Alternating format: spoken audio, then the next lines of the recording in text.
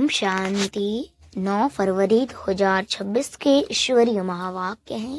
पहले सुनते हैं मुरली के मुख्य पॉइंट्स। बाबा ने कहा, गरीब निवाज बाबा कौड़ी से हीरे जैसा बनाने आए हैं, इसलिए बच्चों को सदा बाबा की श्रीमत पर चलना है। फिर बाबा ने कहा, सबसे पहला गुह्य राज है बाप दादा का रहस्य। शिव परमात्मा और ब्रह्मा आत्मा इन दोनों इकट्ठे हैं। यह दादा भगवान नहीं है, मनुष्य भगवान नहीं होता। भगवान तो निराकार शिव है जो शांति धाम में रहने वाला है। हम सभी आत्माएं हैं और परमात्मा हमारा बाप है। आत्मा और परमात्मा अलग अलग है, यहाँ यही सच्चा ज्ञान है। बाप गरीबों को साहूकार, पतितों को पावन बनाते हैं। कलयुगी कंगाल से सत्युगी डबल सिर ताज बनाते हैं। एक ताज पवित्रता का है, दूसरा राज्य भाग्य का। बाप फिर से भारत को सिरताज बनाने आए हैं। और अब सुनते हैं महावाक्यों को विस्तार से।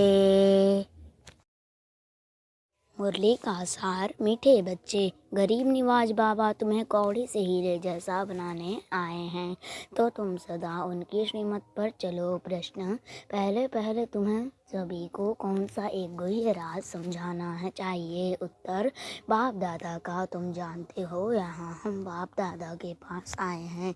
यह दोनों इकट्ठे हैं। शिव की आत्मा भी इसमें है, ब्रह्मा की आत्मा भी है। एक आत्मा है, दूसरा परमात्मा।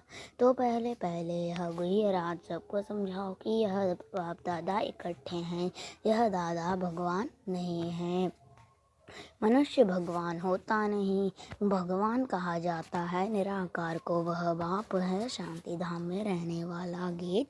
आखिर वह दिन आया आज। ओम शांति। बाप दादा द्वारा अर्थात शिव बाबा बाप ब्रह्मा दादा द्वारा समझाते हैं, अर्थात शिव बाबा ब्रह्मा दादा द्वारा समझाते हैं। यह पक्का कर लो, लौकिक संबंध में बाप अलग दादा अलग होता है। बाप से दादा का वर्षा मिलता है, कहते हैं दादे का वर्षा मिलता है, कहते हैं दादे का वर्षा मिलता है। बाप से दादा का वर्षा मिलता है, कहते हैं दादे का वर्षा लेते हैं। वह है गरीब निवाज। गरीब निवाज उनको कहा जाता है जो आकर गरीब को सिरताज बनाए। जो पहले पक्का निश्चय होना चाहिए कि यह कौन है। देखने में तो साकार मनुष्य है। इनको यह सा ब्रह्मा कहते हैं। तुम सा ब्रह्मा कुमार कुमारियाँ हो। जानते हो हमको वर्षा शिव बाबा से मिलता है जो सबका बाप आया है वर्षा देने के लिए। बाप वर्षा देते हैं सुख का, फिर आधा कल्प बाद रावण दुख का श्राप देते हैं। भक्ति मार्ग में भगवान को ढूंढने लिए धक्का खाते हैं, मिलता किसको भी नहीं है। भारतवासी गाते हैं तुम माता पिता हम बालक तेरे, फिर कहते हैं आप जब आएंगे तो हमारा एक ही आप होंगे, दूसरे ना कोई। और कोई साथ हम ममत्व नहीं रखेंगे। हमारा तो एक शिव बाबा। तुम जानते हो यह बाप है गरीब निवाज। गरीब को साहूकार बनाने वाला, कौड़ी को हीरे तुल्य बनाते हैं, अर्थात कलयुगी पतित कंगाल से सत्युगी सिरताज बनाने के लिए बाप आए हैं। तुम बच्चे जानते हो, यहाँ हम बाप दादा के पास आए हैं। यह दोनों इकट्ठे हैं। शिव की आत्मा भी इसमें है, ब्रह्मा की आत्मा भी है। दो हुई ना, एक आत्मा है, दूसरा परमात्मा। तुम सभी हो आत्माएं। गाया जाता है आत्माएं परमात्मा अलग रहे बहुकाल। पहले नंबर में मिलने वाली हो तुम आत्माएं, अर्थात जो आत्माएं हैं वह परमात्मा बाप से मिलती है, जिसके लिए ही पुकारते हैं ओ गॉड फादर। तुम उनके बच्चे ठहरे। फादर से जरूर वर्षा मिलता है। बाप कहते हैं भारत जो सिरताज था वह अभी कितना कंगाल बना है। अभी है फिर तुम बच्चों को सिरताज बना। मैं फिर तुम बच्चों को सिरताज बनाने आया हूँ। तुम डबल सिरताज बनते हो। एक ताज होता है पवित्रता का उसमें लाइट देते हो। दूसरा है रतन जड़ित ताज, जो पहले पहले यह गुह्य राज समझ सबको समझाना है कि यह बाप दादा इकट्ठे हैं। यह भगवान नहीं है, मनुष्य भगवान होता नहीं। मनुष्य भगवान होता नहीं। भगवान कहा जाता है निराकार को। वह बाप है शांति धाम में रहने वाला, जहाँ तुम सभी आत्माएं रहती हो, जिसको निर्वाण धाम अथवा वानप्रस्थ कहा जाता है। फिर तुम आत्माओं का शरीर धारण कर यहाँ पाठ बजाना होता है। आधा कल्प सुख का पाठ, आधा कल्प है दुख का। जब दुख का अंत होता है तब बाप कहते हैं मैं आता हूँ। यह ड्रामा बना हुआ है। तुम बच्चे यहाँ आते हो भट्टी में, यहाँ और कुछ बाहर का याद नहीं आना चाहिए। यहाँ है ही माता पिता और बच्चे, और यहाँ शूद्र संप्रदाय है नहीं। जो ब्राह्मण नहीं है उनको शूद्र कहा जाता है। उनका संग तो यहाँ है ही नहीं। यहाँ है ही ब्राह्मणों का संग। ब्राह्मण बच्चे जानते हैं कि शिव बाबा ब्रह्मा द्वारा हमको नरक से स्वर्ग की राजधानी का मालिक बनाने आए हैं। अब हम मालिक नहीं हैं, क्योंकि हम पतित हैं। हम पावन थे, फिर 84 का चक्र लगाए सतोरजतमो में आए हैं। सिंगनी में 84 जन्मों का हिसाब लिखा हुआ है। बाप बैठ बच्चों को समझाते हैं। जिन बच्चों से पहले पहले मिलते हैं, फिर उन्हों को ही पहले पहले सत्युग में आना है। तुमने 84 जन्म लिए हैं। रचना और रचना की सारी नॉलेज एक बाप के पास ही है। वही मनुष्य सृष्टि का बीज रूप है। जरूर बीज में ही नॉलेज होगी कि इस झाड़ की कैसे उत्पत्ति, पालना और विनाश होता है। यह तो बाप ही समझाते हैं। तुम अब जानते हो हम भारतवासी गरीब हैं। जब देवी देवता थे तो कितने साहूकार थे। हीरो से खेलते थे, हीरो के महल में रहते थे। अब बाप स्मृति दिलाते हैं कि तुम कैसे 84 जन्म लेते हो। बुलाते भी हैं, हे पतित पावन गरीब निवाज बाबा, आओ हम गरीबों को स्वर्ग का मालिक फिर से बनाओ। स्वर्ग में सुख घनेरे थे, अब दुख घनेरे हैं। बच्चे जानते हैं अब इस समय सब पूरे पतित बन पड़े हैं। अभी कलयुग का अंत है, फिर सतयुग चाहिए। बेहद का बाप कहते हैं तुम काम चिता पर बैठ काले बन गए हो। अब ज्ञान चिता पर बैठो और सबसे ममत्व मिटा दो। तुम आशिक हो, एक माशूक के भगत हो। एक माशूक के भगत सब भगवान को याद करते हैं। सत्युग त्रेता में भक्ति होती नहीं। वहाँ तो है ज्ञान की प्रारब्ध। बाप आकर ज्ञान से रात को दिन बनाते हैं। ऐसे नहीं कि शास्त्र पढ़ने से दिन हो जाएगा। वह है भक्ति मार्ग, वह भक्ति की सामग्री।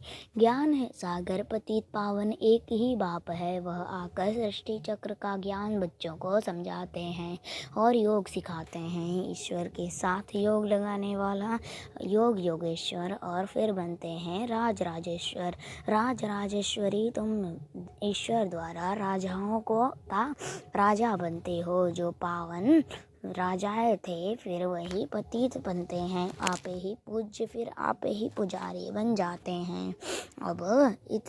अब जितना हो सके उतनी याद की यात्रा में रहना है। जैसे आशिक माशूक को याद करते हैं ना, जैसे कन्या की सगाई होने से फिर एक दो को याद करते रहते हैं। फिर यह जो माशूक है उनके तो बहुत आशिक है। भक्ति मार्ग में सब दुख में बाप को याद करते हैं। हे भगवान दुख हरो सुख दो। यहाँ तो न शांति है न सुख है, सतयुग में दोनों हैं। अभी तुम जानते हो हम आत्माएं कैसे 84 का पाठ बजाते हैं। ब्राह्मण देवता क्षत्रिय वैश्य शूद्र बनते हैं। 84 की सीढ़ी बुद्धि में है ना। अब जितना हो सके पाप को याद करना है तो पाप कट जाएं। कर्म करते हुए भी बुद्धि में पाप की याद रहे। बाबा से हम स्वर्ग का वर्षा ले रहे हैं। बाप पे और वर्षे को याद करना है। याद से ही पाप करते जाएंगे। जितना याद करेंगे तो पवित्रता की लाइट आए पवित्रता की लाइट आती जाएगी। खाद निकलती जाएगी। बच्चों को जितना हो सके टाइम निकाल याद का उपाय करना है। सवेरे सवेरे टाइम अच्छा मिलता है। यह पुरुषार्थ करना है। भल गृहस्थ व्यवहार में रहो, बच्चों की संभाल आदि करो, परंतु यह अंतिम जन्म पवित्र बनो। काम चिता पर नहीं चढ़ो, अभी तुम ज्ञान चिता पर बैठे हो। यह पढ़ाई बहुत ऊंची है, इसमें सोने का बर्तन चाहिए। तुम बाप को याद करने से सोने का बर्तन बनते हो, याद भूलने से ही फिर लोहे का बर्तन बन जाते हो। बाप को याद करने से स्वर्ग के मालिक बनेंगे, यह तो बहुत सहज है। घर बार नहीं छोड़ना है, गृहस्थ व्यवहार में भी रहना है। बाप कहते हैं 63 जन्म तुम पति दुनिया में रहे हैं। ओ अब शिवालय अमरलोक में चलने के लिए तुम यह एक जन्म पवित्र रहे तो क्या हुआ, बहुत कमाई हो जाएगी। 5 विकारों पर जीत पानी है तभी जगत जीत बनेंगे, नहीं तो पद पा नहीं सकेंगे। बाप कहते हैं मरना तो सबको है, यह अंतिम जन्म है, फिर तुम जाए नई दुनिया में राज्य करेंगे। हीरे जवाहरातों की खानियाँ भरपूर हो जाएगी, वहाँ तुम हीरे जवाहरातों से खेलते रहेंगे। तो ऐसे बाप के बनकर उनकी मत पर भी चलना है चाहिए ना। श्रीमत से ही तुम श्रेष्ठ बनेंगे, रावण की मत से तुम भ्रष्टाचारी बने हो। अब बाप की श्रीमत पर चल सम प्रधान से सत प्रधान बनना है। बाप को याद करना है और कोई तकलीफ बाप नहीं देते हैं। भक्ति मार्ग में तो तुमने बहुत धक्के खाए हैं, अब सिर्फ बाप को याद करना करो और सृष्टि चक्र को याद करो। सुदर्शन चक्रधारी बनो तो तुम 21 जन्मों के लिए चक्रवर्ती राजा बन जाएंगे। अनेक बार तुमने राज्य लिया है और गवाया है। आधा कल्प है सुख, आधा कल्प है दुख। बाप कहते हैं मैं कल्प कल्प संगम पर आता हूँ, तुमको सुखधाम का मालिक बनाता हूँ। अभी तुमको स्मृति आई है हम कैसे चक्र लगाते हैं, यह चक्र बुद्धि में रखना है।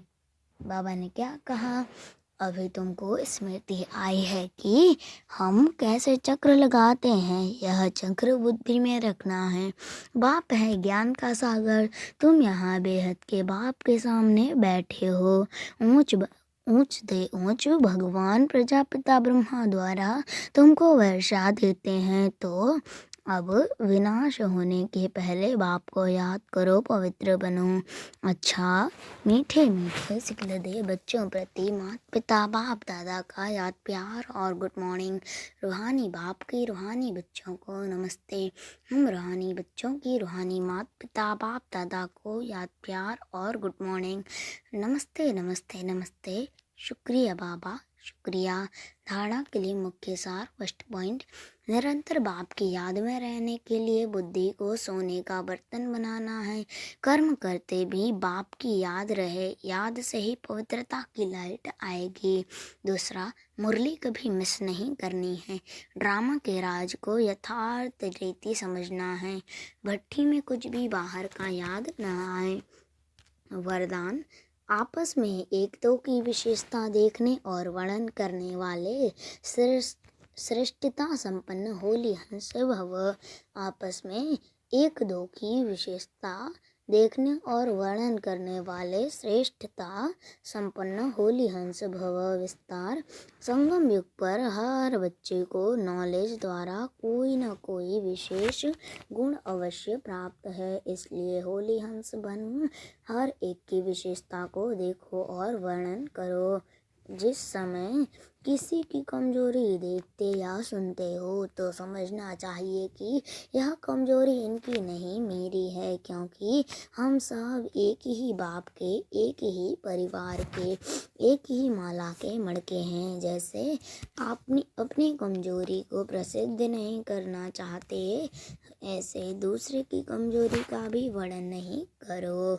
होली हंस माना विशेषताओं को ग्रहण करना और कमजोरियों को मिटाना। स्लोगन: समय को बचाने वाले तीव्र पुरुषार्थी ही सदा विजयी हैं। समय को बचाने वाले तीव्र पुरुषार्थी ही सदा विजयी हैं। ये अव्यक्त इशारे एकता और विश्वास की विशेषता द्वारा सफलता संपन्न बनो।